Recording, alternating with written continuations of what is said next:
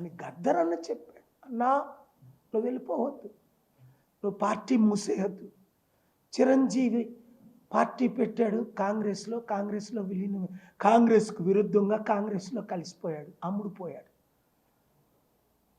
Pawan Kalyan party పెట్టాడు, టీడీపీకి వ్యతిరేకంగా, కాంగ్రెస్కు వ్యతిరేకంగా టీడీపీతో కలిసిపోయాడు, అమ్ముడుపోయాడు. 2014లోనే మోదీని తిట్టాడు, తర్వాత మోదీని కలిసిపోయాడు 14లోనే.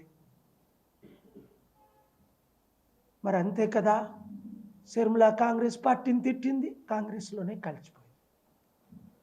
ఆర్ఎస్ ప్రవీణ్ రోజు కేసీఆర్ గారిని తిట్టేవాడు, ఆ కేసీఆర్లోనే కలిసిపోయాడు.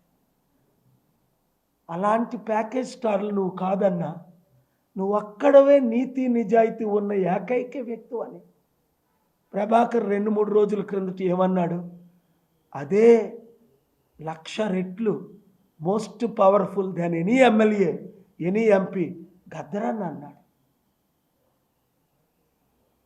రండి రండి, ఈరోజే మీరు ఒక్క పని చేయండి.